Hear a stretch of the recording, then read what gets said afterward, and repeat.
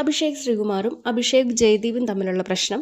അപ്പോൾ വീടിൻ്റെ ഉള്ളിൽ വെച്ച് തുടക്കത്തിൽ ജയദീപിനെതിരെ നെഗറ്റീവ് കമൻറ്റ്, ഒരു മോശം കമൻറ്റ് പറഞ്ഞ് തുടങ്ങിയത് അഭിഷേക് ശ്രീകുമാറാണ്. അത് വളരെ മോശമാണ്.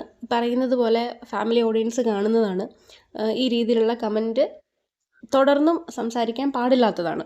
പക്ഷെ അത് കഴിഞ്ഞതിന് ശേഷം അഭിഷേക് ജയദീപ് പുറത്ത് ചെയ്തിട്ടുള്ള വളരെ മോശമായിട്ടുള്ള ഒരു ആക്ട്, അതായത് കൊറിയൻ മല്ലുവിൻ്റെ ഫാമിലിക്കെതിരെ, ചെറിയൊരു കുഞ്ഞിനെതിരെ വളരെ മോശമായിട്ട്, സത്യം പറഞ്ഞാൽ കമൻറ്റ് വായിക്കാൻ പോലും പറ്റുന്നില്ല, അത്രയും മോശമായിട്ട് ആ ഫാമിലിയെ അധിക്ഷേപിച്ചുകൊണ്ട് ചെയ്തൊരു കമൻറ്റ്, അതിനെപ്പറ്റി അഭിഷേക് ശ്രീകുമാർ വീടിൻ്റെ ഉള്ളിൽ പറയുകയാണ്.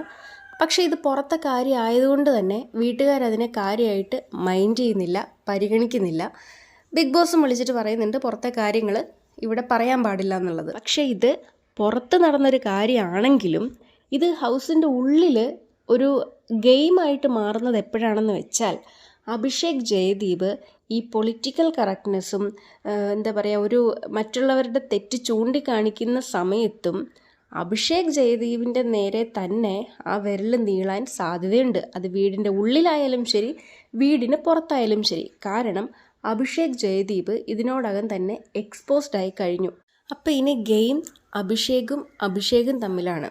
പക്ഷേ ഇതിൽ ബാക്കിയുള്ള കണ്ടസ്റ്റൻസിന് എത്രത്തോളം ഇൻവോൾവ് ആവാൻ കഴിയുമെന്നറിയില്ല. കാരണം അവരെ സംബന്ധിച്ച് അവർക്ക് ആ വീടിനുള്ള കാര്യങ്ങൾ, സംഭവിക്കുന്ന കാര്യങ്ങൾ മാത്രമേ അനലൈസ് ചെയ്ത് അവരുടെ അഭിപ്രായം പറയാനായിട്ട് പറ്റുള്ളൂ. അല്ലെങ്കിൽ അഭിഷേക് ജയദീപ് വീടിൻ്റെ ഉള്ളിലും എക്സ്പോസ്ഡ് ആവണം. അങ്ങനെയാണെങ്കിൽ വീട്ടുകാർക്കും ഈ ഗെയിമിലേക്ക് വരാം.